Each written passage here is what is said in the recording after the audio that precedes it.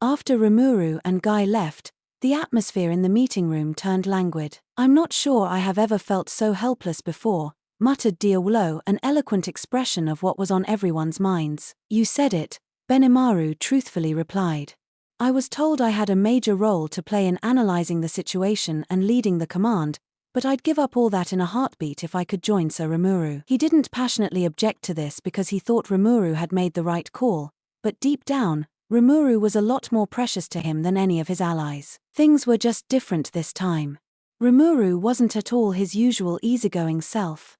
In fact, he seemed quite nervous. He was trying to hide it to keep everyone from worrying, but Benimaru had known him for too long.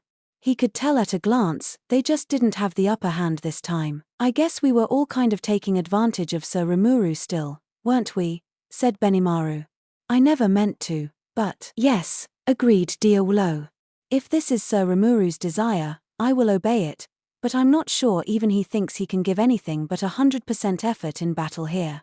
It's quite upsetting." "Not just that," Benimaru added.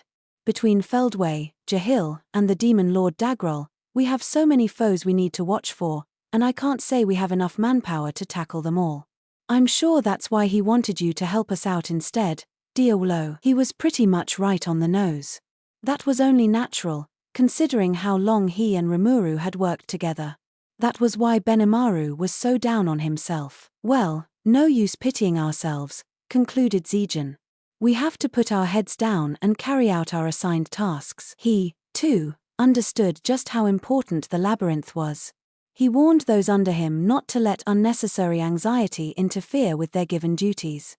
The labyrinth team would head back to their own territory to fully prepare for whatever enemy might come at whatever time. Benimaru chuckled at Zijin. "Heh. You're right. Everyone, brace yourselves and get ready for your mission." With that final word of encouragement, everyone went back to work, hoping to fulfill the responsibilities Rimuru had granted to them. Ramiris and her team were hurriedly flitting about.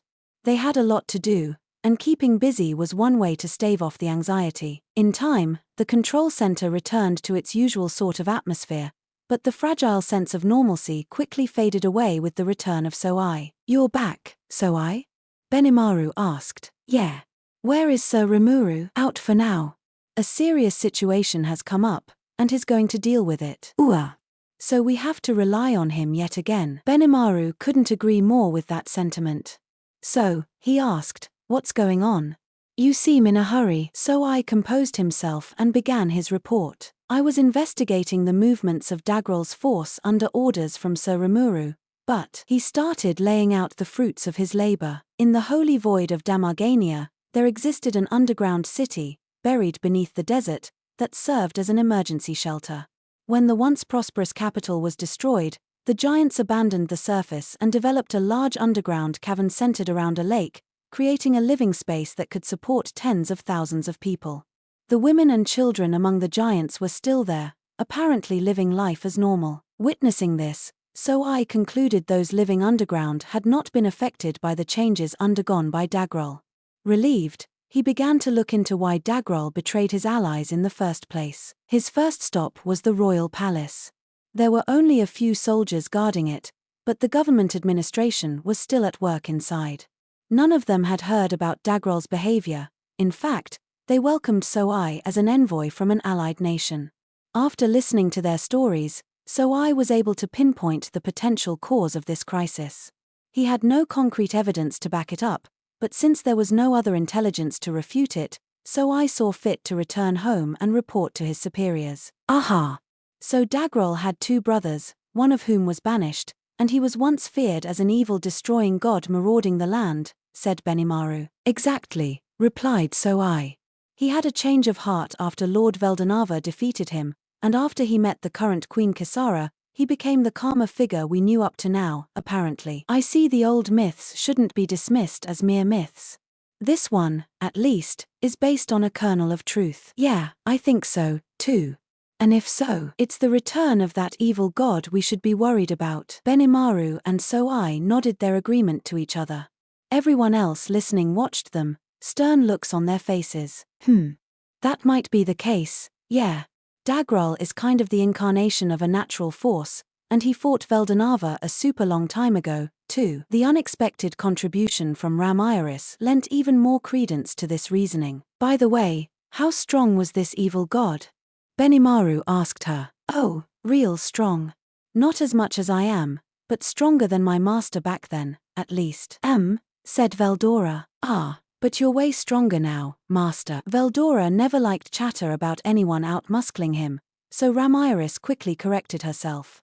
Whether she actually believed that or not was unclear, but either way, Dagrol in his evil god days clearly rivaled a true dragon, at least in strength. Bad news always seems to be followed by more bad news. The second wave of it was from Jolmile, who came charging into the control center. I have something important to tell you all. Big Mema that is, Emperor Elmesia just sent an urgent message informing us Thalion is now in a state of war. What? Benimaru demanded more details. Jolmile replied that he'd received a call on his cell phone. There were several means of communication available between Thalion and the Western nations, but Elmesia must have decided this direct line was her best bet this time. Jolmile, sensing the urgency after the Emperor called him personally, rushed over as he talked to her. He was still catching his breath, but had enough to give the basic summary. Thalion was under attack by Zerario and Jahil, who had led their main military forces to stage an assault. So it's a full-on attack, not a diversion? Benimaru asked Mjolmile. Indeed it is. I know Thalion has Lady Sylvia, but it could be hard going for them. Benimaru groaned. Sylvia could fight, yes, well enough that her against Benimaru would be a pretty exciting duel to watch. But Jahil had given him the fight of his life. There was a certain chemistry involved with any battle matchup, but if both Jahil and the powerful Zerario were there, Sylvia wouldn't be able to do much alone. Argos monitoring magic successfully switched over. Playing feed from the area. The quick-witted Alpha projected the scene from Thalion onto the main screen. It depicted a tree dating from ancient times, large enough to house a full-size city. This was the holy tree of Thalion, the pride of the nation. Here and there, on its trunk and branches, flashes of light were twinkling. They were tiny in the video, like sparklers, but considering the size of the tree, they were undoubtedly large-scale explosions. Jahil's fire. He's not playing around. What'll we do, Benimaru? Benimaru, hearing Soai's question, scowled in anguish. Unless they sent someone over there, Thalion was likely to fall, but they had no one to send. Deploying an inferior force would do little to help, they had to send one that could ensure victory. Over in the labyrinth, people carried out suicide missions without having to fear death. Even if victory wasn't guaranteed, it was easy enough to stall for time in there. Outside the labyrinth, however, guess I'll have to go. Benimaru, Diawolo, and Zijin, even these three were no guarantee against Jahil's force. If they sent anyone else, it'd be like sending them to the gallows. Shall I go as well, then? Diawolo made the offer, but Benimaru stopped him.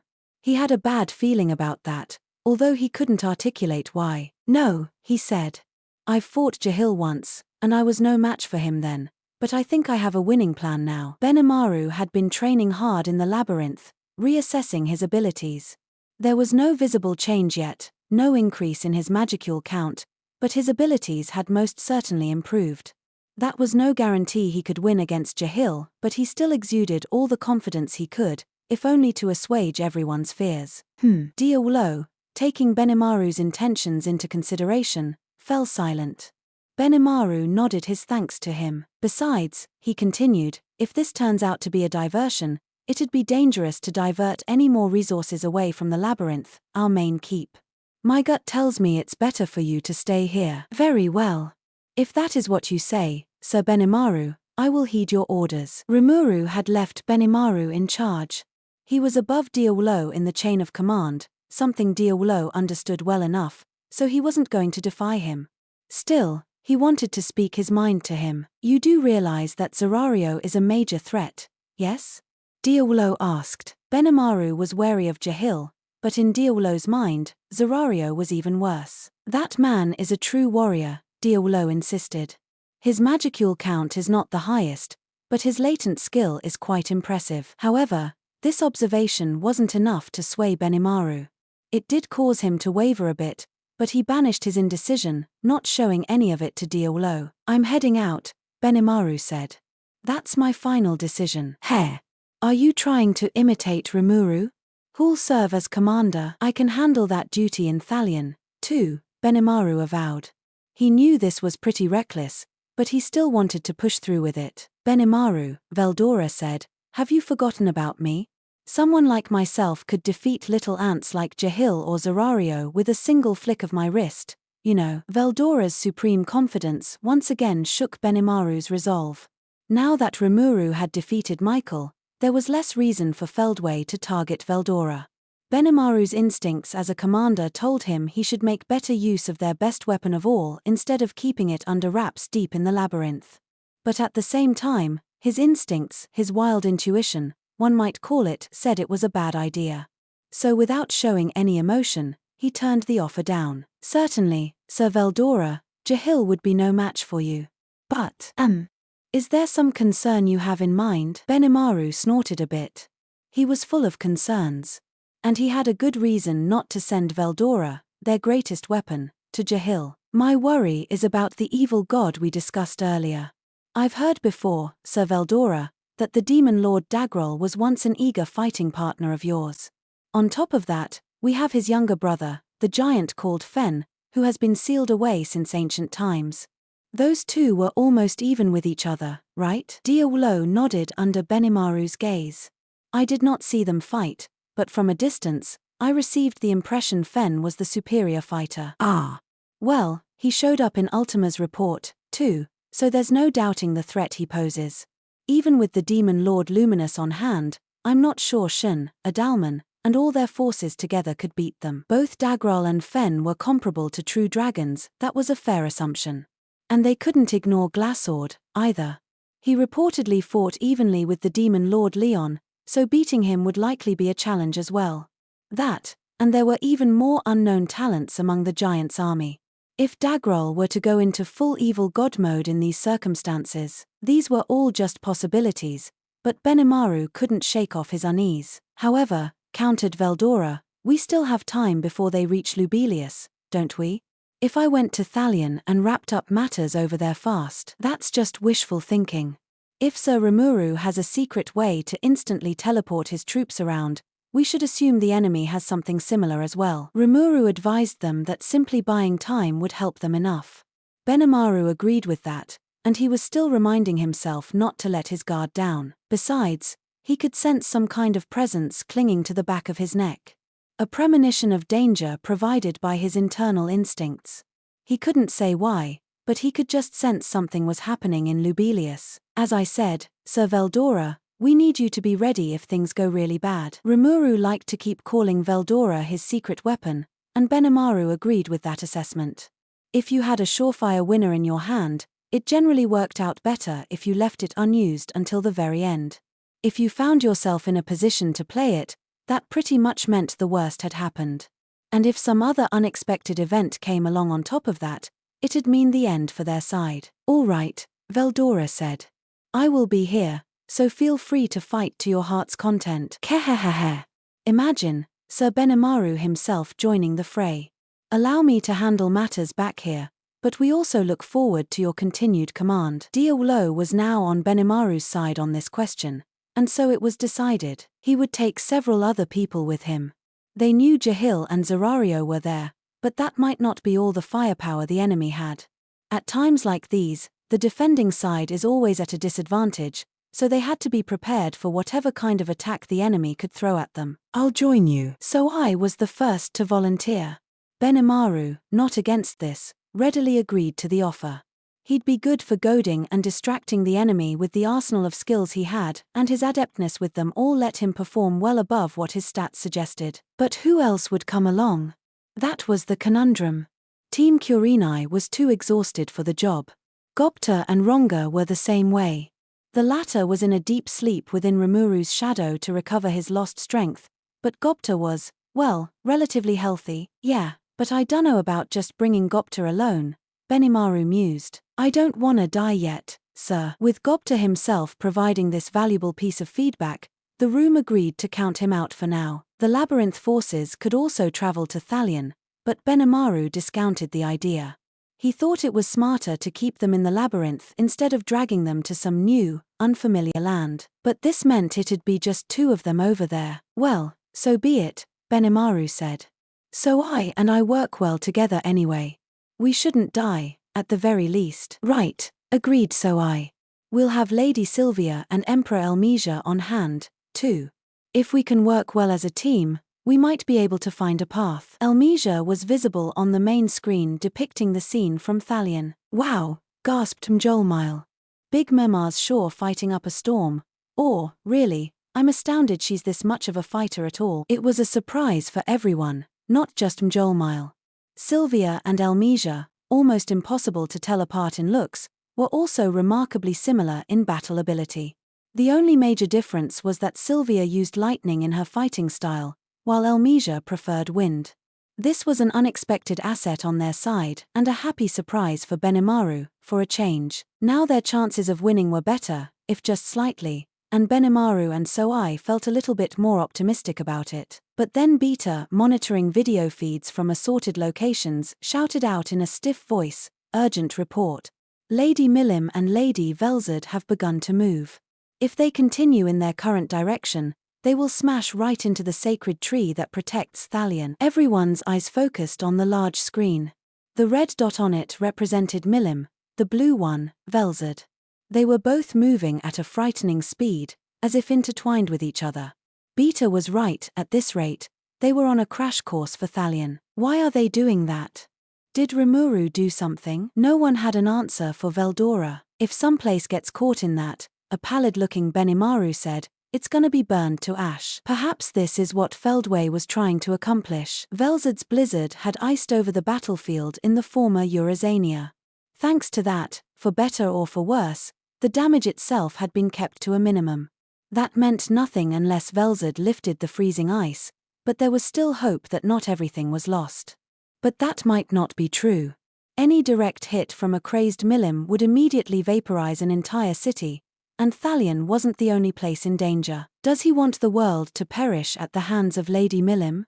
Benimaru asked. I cannot say for sure, Diawolo calmly replied, but given how crazy he is, that's certainly a possibility. If Feldway's true aim was simply to spread death and destruction all over the place, perhaps this was his way of priming the pump for Ivillage summoning.